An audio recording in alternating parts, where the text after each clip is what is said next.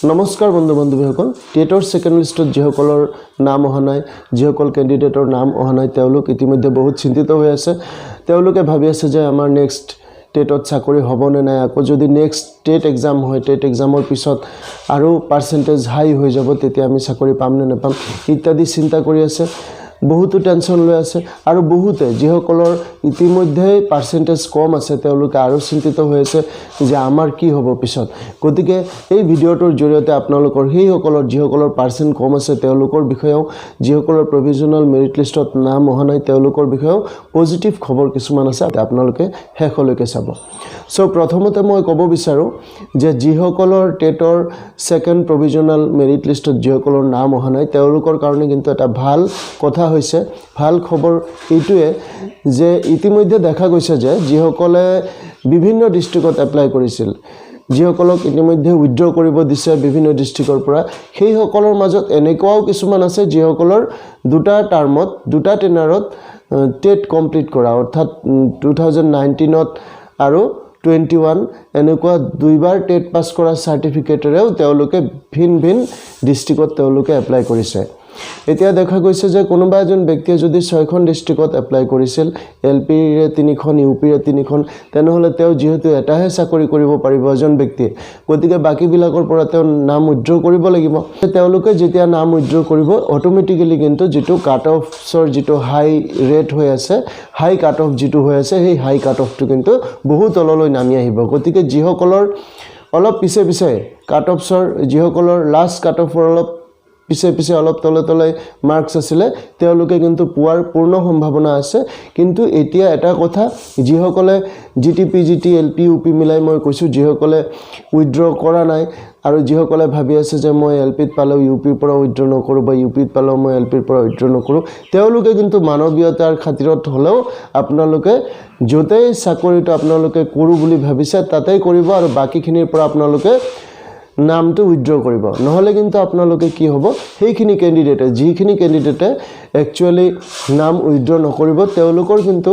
এটা কথা হ'ব যে তেওঁলোকে বেলেগক কিন্তু ডিপ্ৰাইভ কৰা হ'ব গতিকে হেতু যেন নহয় আপোনালোকে এই যেটো ক্যান্ডিডেট সকলে যত দেখিছে যে এলপি ইউপি দুটাটো সিলেকশন হৈছে আপোনালোকে সেইখিনি কাম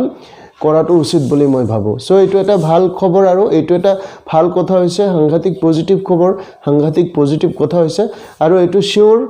তেনেকুৱাই হ'ব আপোনালোকে চাই থাকিব তেনেকুৱাই হ'ব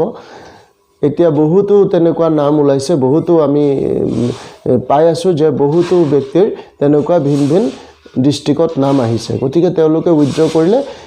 অবিয়াসলি বেলেগে তাত এন্টাৰ কৰিব পাৰিব আৰু সেকেন্ড এটা ভাল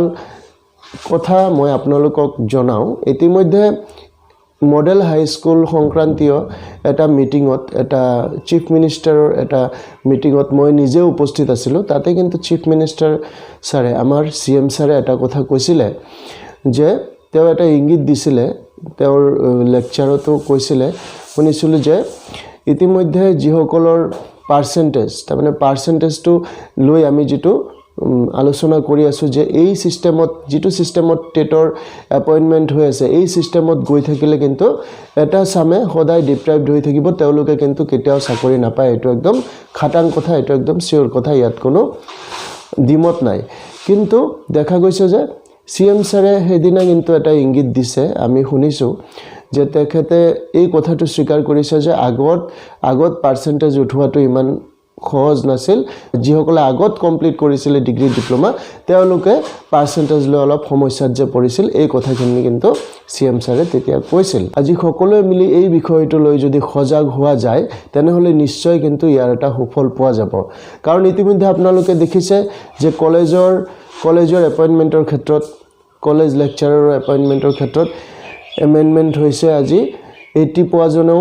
বা 85 পোৱাজনও 90 পোৱাজনও ইয়াত কোনো ডিফাৰেন্স নাথাকিব ঠিক তেনেকৈ যদি এতিয়া আমাৰ টেট এপয়েন্টমেন্টৰ ক্ষেত্ৰতো যদি তেনেকুৱা হয় যদি এগ্ৰিগেট মাৰ্কস ধৰি দিয়া হয় পাৰ্সেন্টেজৰ পৰা তেনেহলে কিন্তু কিছুমান